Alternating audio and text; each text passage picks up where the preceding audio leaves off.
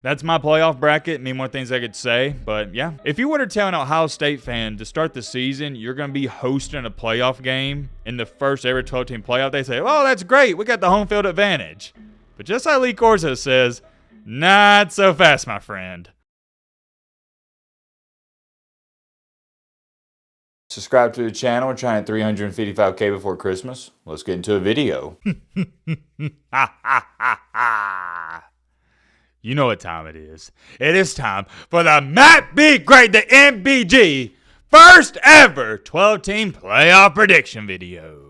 Or I guess a better way of saying it is this is my first ever 12-team bracket video, but you get the point. Words don't do it any justice. Ladies and gentlemen, boys and girls, I am beyond excited to get into this video. And now that I think about it, not just on the channel, but for the first time in my life, this is the first time I've ever filled out a college football playoff bracket. We've never done it before because, well, the biggest playoff we've ever had was 4 teams, and there's no reason to do a bracket video for that. Every single year on the channel, we've done a March Madness bracket video, so I guess moving forward, we're going to be doing a college football playoff bracket video, so be on the lookout for that for many years to come. I don't think I got to sit up here and explain it too much. The premise is relatively simple. I'm going to pick these games one by one, and I'm going to give you my national champion. But, and I have an astronomically big but, if you don't listen to a single other part of this video, please listen to this part. I will still be doing previews and predictions for these games. And I know what you're sitting up here saying. Well, Matt, what's the point of me watching your prediction video if you're going to predict who's going to win these games right now? And that's a great question. I have an even better answer. For example, if Penn State beats SMU and they play Boise State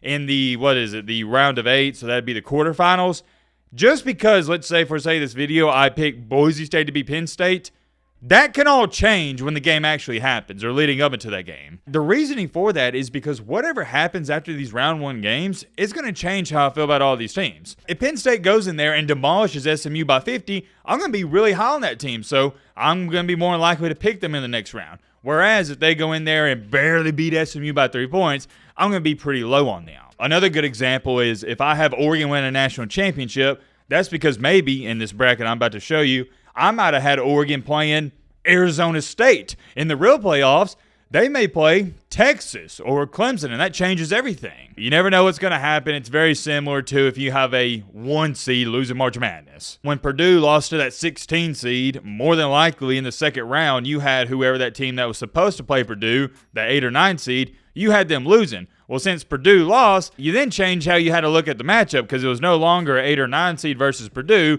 It was an 8 or 9 seed versus the 16 seed. I don't think I can dumb it down any more than that. Let's get into round number 1. And round number 1, we got the Tennessee Volunteers invading Neyland North. They're playing the Little Bro Ohio State. We got SMU Penn State, the Clemson Tigers, and Texas Longhorns, Indiana versus Notre Dame. We have not 1, not 2, not 3, but 4 games, and I'm looking forward to all of them. Our first game is tomorrow night, actually, so since it's first, it's only right we talk about it first. Indiana and Notre Dame, 2 really intriguing teams. Is Indiana great? No. Are they good? Yes. But here's a question, and we don't know. How good are they? They have 0 ranked wins. They play in the sorry, and I mean sorry and sucky Big Ten. Man, that conference stinks. I digress. But they did win 11 games. Did they beat anybody? No, but they won the games on their schedule. It was kind of one of those weird situations where you just had to put them in. Nobody's thrilled about Indiana making the playoffs, but you had to put somebody there. I know SMU got the last spot, but you could have made a legit case and argument that we should be arguing, hey, why is Indiana getting in this thing? They ain't done nothing. And for all those nerds that are so happy that SMU got in over Alabama and Ole Miss and South Kakalaki, they're going to be crying when SMU gets blown out by Penn State going, oh, man, what a terrible game. Yeah, it's going to be ironic, right? Because those same people were happy that Alabama got left out. I'm telling you, when this game happens, you're not going to be happy the SEC teams got left out because it's not going to be competitive and it's not going to be fun to watch. I'll get to the SMU Penn State game just a second, kind of spoiled that, but nobody in their right mind is picking SMU to beat Penn State. Getting back on track here with Notre Dame and Indiana, we talked about Indiana a little bit. Notre Dame, why I label them as interesting because they lost to Northern Illinois to start the season. Are we just not going to talk about that? It seems like a long-lost memory, but it happened. But I got to give a ton of credit to Marcus Freeman and that entire Notre Dame coaching staff and football team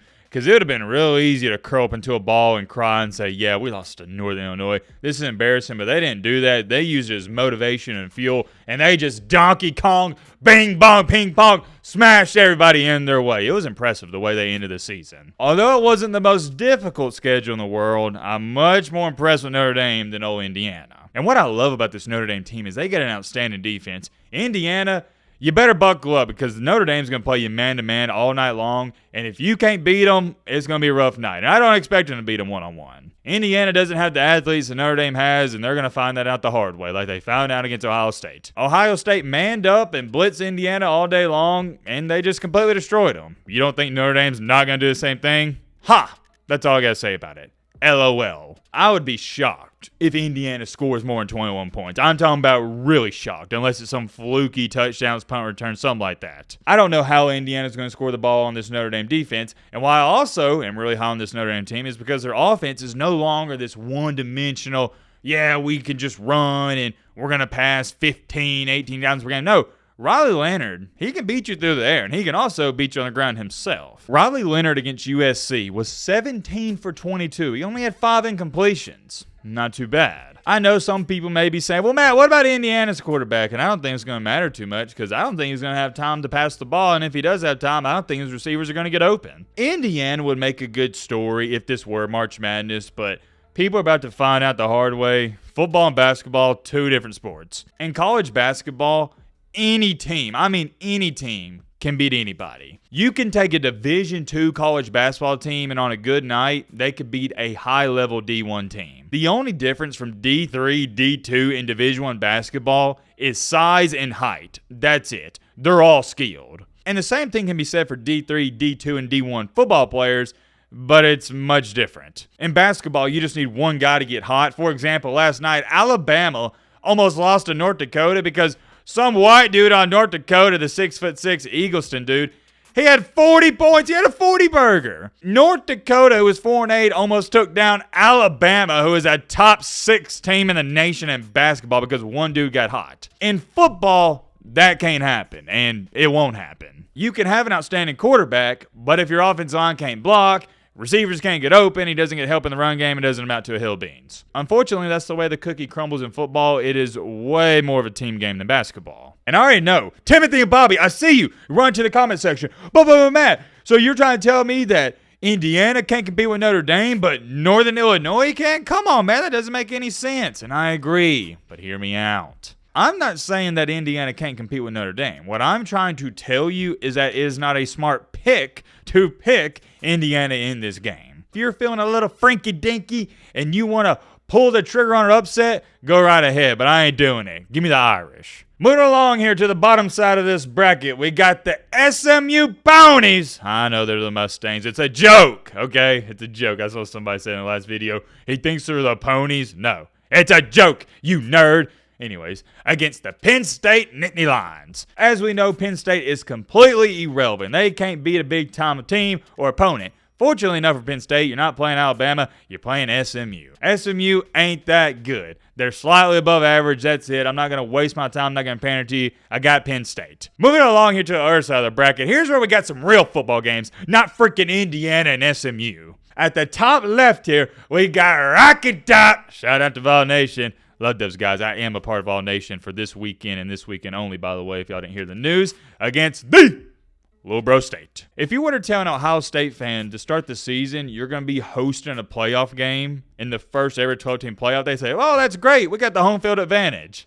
But just like Lee Corso says, not so fast, my friend. I hate to be the bearer of bad news. We've talked about this in a video earlier this week. You actually do not have a home field advantage. As where it stands right now, there's been more tickets bought by Tennessee fans than Ohio State fans. So, yeah. Do as you please with that information. They've actually taken over the stadium and they've nicknamed it Neyland North. Me personally, and this is just me, Little Bro State fans, I wouldn't take that level of disrespect, but that's just me. You do you. Then people up north are finding out the hard way that people in the Southeast, they don't play about the college football. But more importantly, Tennessee fans. It's not even close. They're the most passionate fan base in all college football. I grew up in a city that is located in Tennessee and Alabama. I can tell you a little something about Tennessee fans. They're ride or die fans, and Ohio State has a really good fan base, but it ain't nothing like Tennessee's. Let's talk about the game itself, though. So Tennessee has all the momentum in the world. They're excited, first ever playoff, and Ohio State, yeah, I mean, they're at an all-time low. They lost to Big Bro for, what is this? Sorry, I lost count.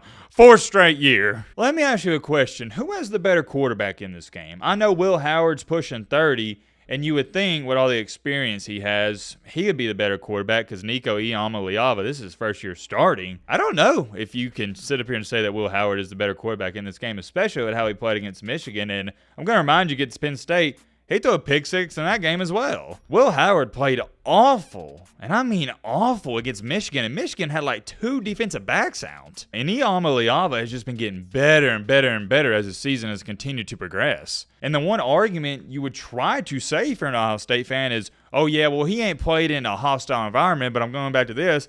You do not have the home field advantage. From everything I've seen, it's going to be half Tennessee fans and half Ohio State fans. Nico's always been a calm, cool, and collected guy, so I don't think anything's going to faze him too much. As far as it goes for a game itself, Ohio State, Chip Kelly, Rondé, when are you going to let your nuts hang? Are you not tired of being a loser? I'm talking to you, Rondé. Are you not tired of being a loser? Are you going to do something for once in your life or what? What I'm talking about or what I'm referring to isn't necessarily winning big-time games, and I don't even know if you could classify this as a big-time game because you should win this one, is I'm talking about on offense.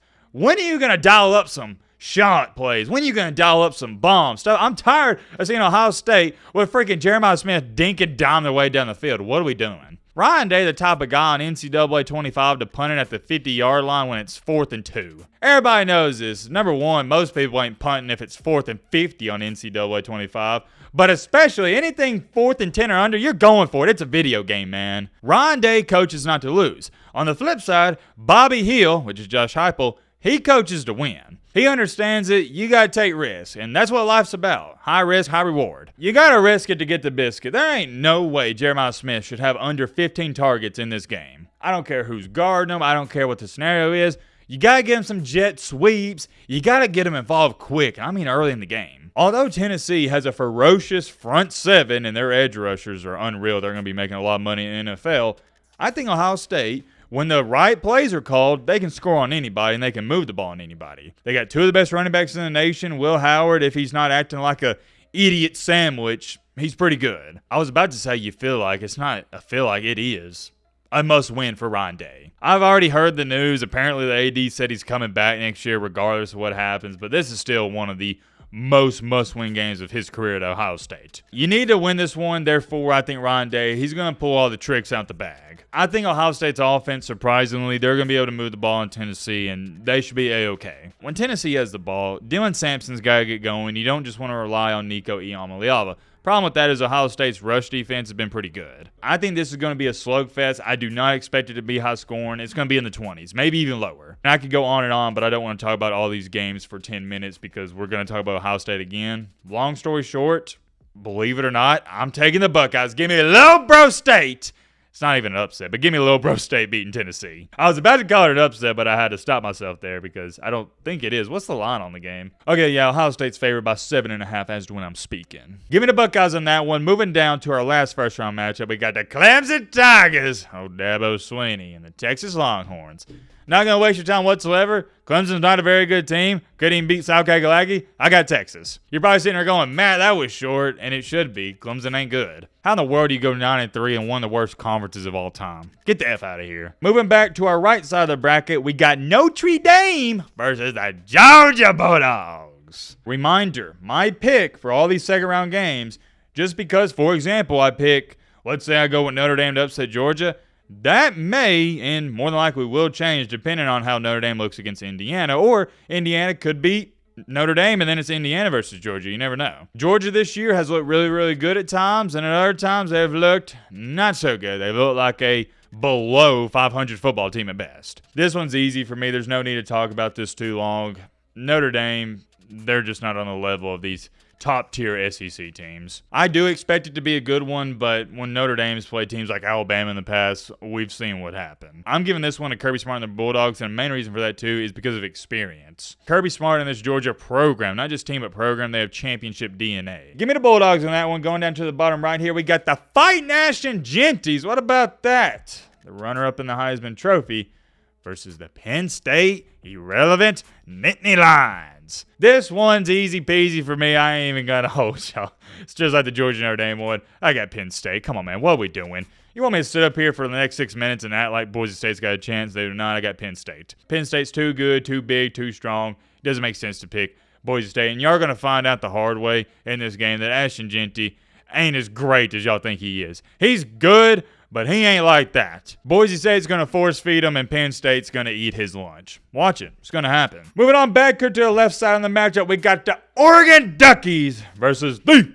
little bro, Ohio State. Ah, yes, good old Oregon Ducks. We've seen this matchup before. Oregon won by a grand total of 1 point. By the way, that push off on Jeremiah Smith was bullcrap, but that's a different conversation for a different day. Oregon's the best team in all college football. It's unanimous. It's not even close. I said it all year long. The gap from 1 and 2, it was insane. But Oregon does have a weakness, and that's their defense. Is their defense bad? Absolutely not. They got a good defense, but it's not great. Now, when you talk about Oregon's offense, I think it is the best in the country. They can run the ball. They can pass the ball. They got Evan Story. They got weapons all over the field. To go on top of that, they got the 31-year-old Dylan Gabriel running the show. They're hard to stop. But Ohio State is also hard to stop on offense, and I know it's very popular to hate on Ohio State and look down on them just because of what happened against Michigan.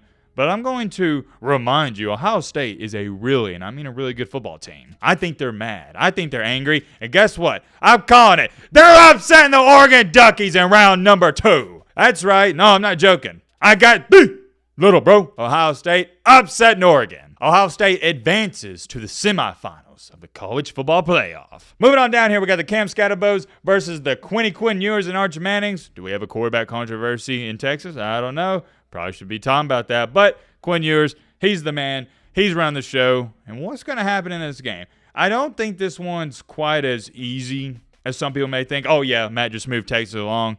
No. Arizona State is one of those scrappy teams that nobody likes to and nobody wants to play. Cam Scatterbo, he's going to go off. He's one of the best backs in the nation. And if he gets going, Arizona State can put up points. I got a feeling they may do some trick plays. I think it's going to be a close game. I'm going to remind y'all, Arizona State won their conference championship by like a 30-burger. It was a complete blowout. Texas has also been struggling this season. Their offense is not good. They got a lot of problems there. I think it's going to be close. However, I do got Texas winning this game. Let it be known, though, right now, I would not be shocked if Arizona State pulls off this upset. Take a look at your Final Four. We got the little bro, Ohio State, the Texas Longhorns, Quinn Ewers. We got the Georgia Bulldogs and the Penn State irrelevant Nittany Lions. Let's start off on the right side first, shall we? We got the Georgia Bulldogs versus the Nittany Lions. Y'all know this. I've been telling you they're irrelevant.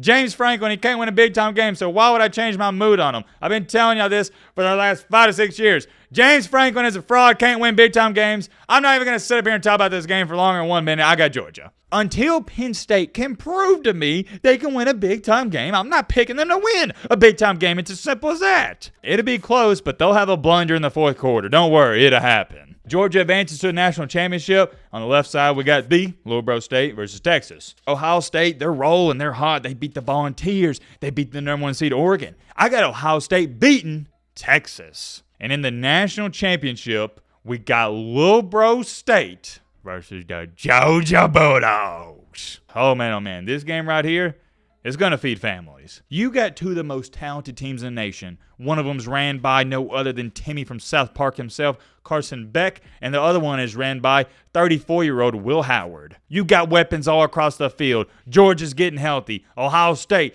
they got Jeremiah Smith. They got, one of the best running backs in the nation, Quinshon Judkins, and his counterpart, Travion Henderson. They're the dynamic duo. You like defense? We got that 2-partner, don't even trip. We got Jack Sawyer, one of the best defensive players in the nation. Oh, and then, you got the entire Georgia defense, who all of them eventually will be playing on Sundays. This is 2 of the best teams in the nation. They're going to be going at it, and I expect it to be a really close game. Back and forth all night long. I don't expect it to be high scoring, but I think it's going to be in the upper 20s. But at the end of the day, when it's all said and done, Kirby Smart knows how to win national championships. Rondé does not. So I got the Georgia Bulldogs win the first ever 12-team playoff and national championship, 28 to Willowbrook State's 24. There you have it. I even gave you a score prediction. Who's doing that? Nobody. That's my playoff bracket. Many more things I could say, but yeah, we'll leave it up to this. I'm curious. Let me know your guys' thoughts on all these picks and everything I said down below. But